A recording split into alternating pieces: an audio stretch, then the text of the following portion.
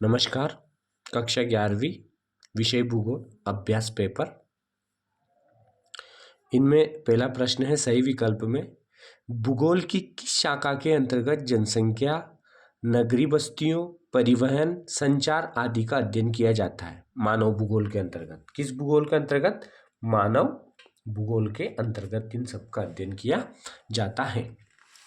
मोह असाध्य पाया जाता है। मोह असाध्य एक परत है जो क्रस्ट एवं ऊपरी मेंटल के मध्य पाई जाती है। क्रस्ट एवं मेंटल के मध्य, क्योंकि पृथ्वी की आंतरिक संरचना में 3 परतें होती है, क्रस्ट, मेंटल और क्रोट। तो ये क्रस्ट और मेंटल के बीच पाई जाती है। बहुत महत्वपूर्ण प्रश्न है।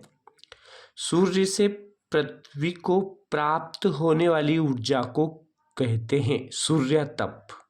सूर्य तप कहते हैं। वायु का परिसंचरण होता है उच्च वायुदाब से निम्न वायुदाब की ओर।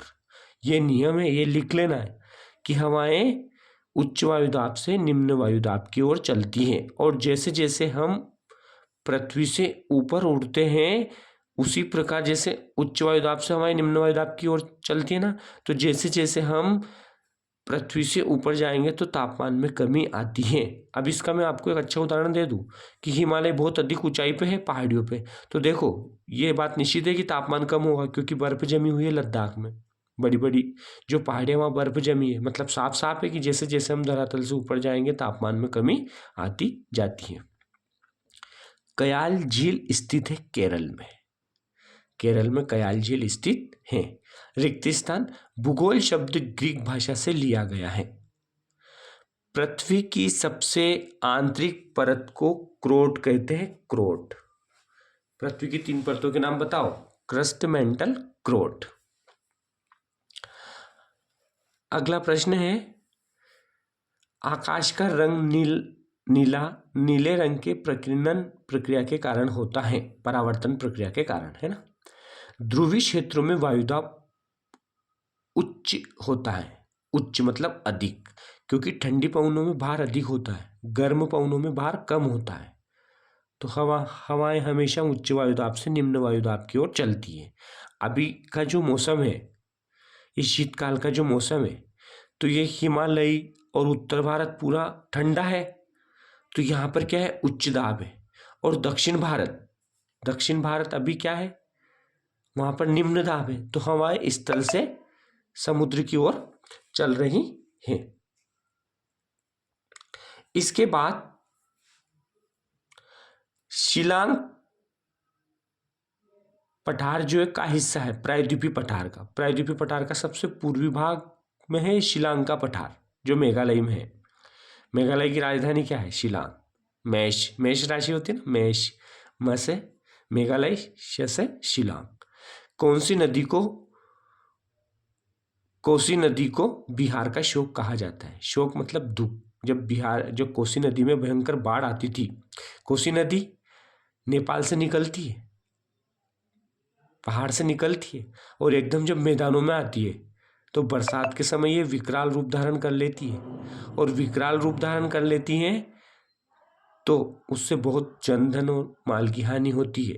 इसलिए इसे कहा जाता है, कोसी नदी को बिहार का शोक। सत्य सत्य बताइए।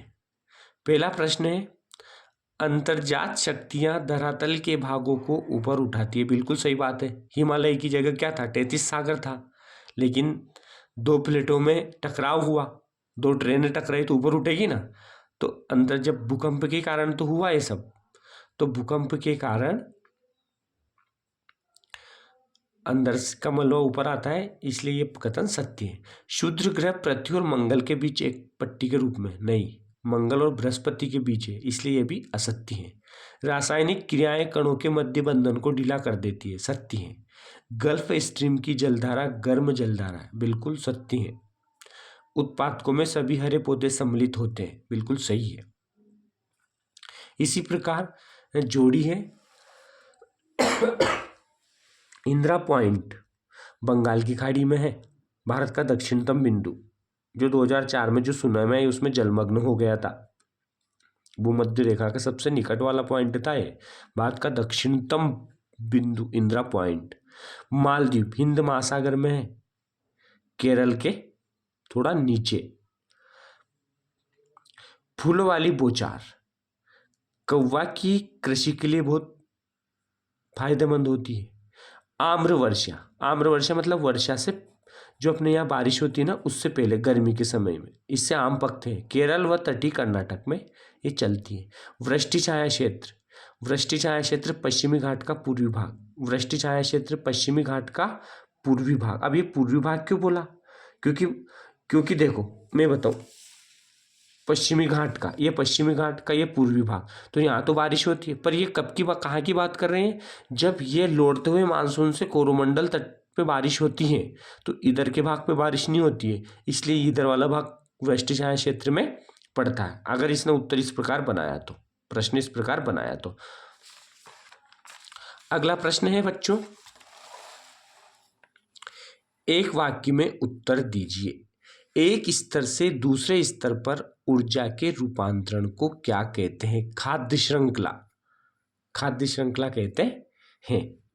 वो घास को हिरण खाएगा, हिरण इस प्रकार वो श्रृंखला बनती है। वो भारत में वन्य जीव सुरक्षा अधिनियम कब पारित किया?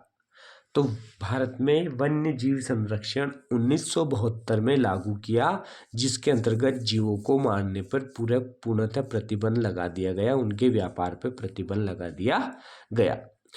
किस नदी में माजुली नदी द्वीप स्थित है? माजुली, नदियों के बीच में माजुली, विश्व का सबसे बड़ा नदी द्वीप माजुली, ये असम में है और ये ब्रह्मपुत्र नदी पर है। किस नदी पर है बच्चों? ब्रह्मपुत्र। किस नदी में माजुली नदी द्वीप स्थित है? किस नदी पे है?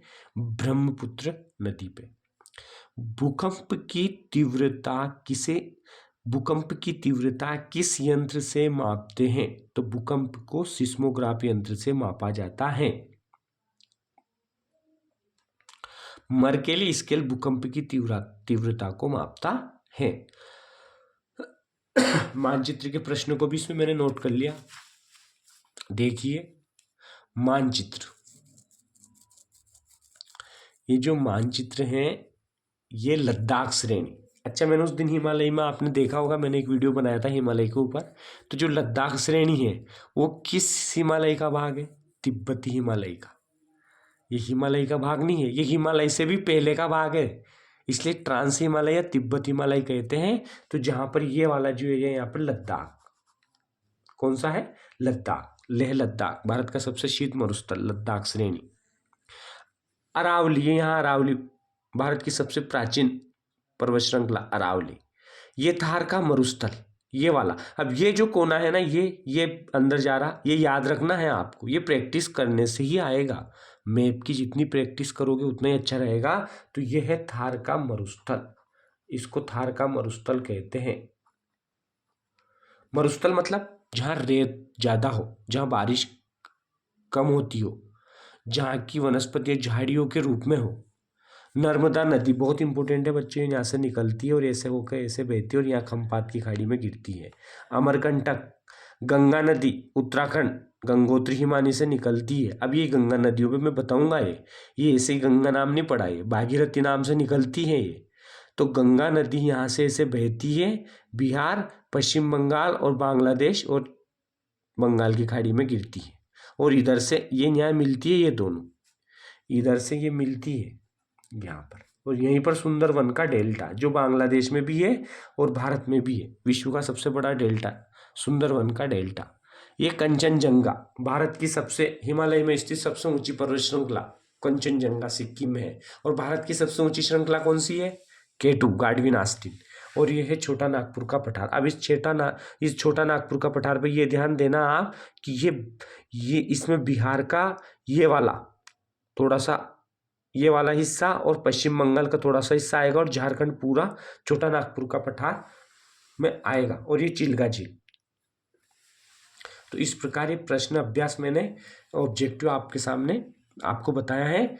और इस मैप के आपको जितनी हो मेहनत करनी है, बहुत ही मेहनत करनी है, क्योंकि मैप के बिना भूगोल अधूरा है। धन्यवाद।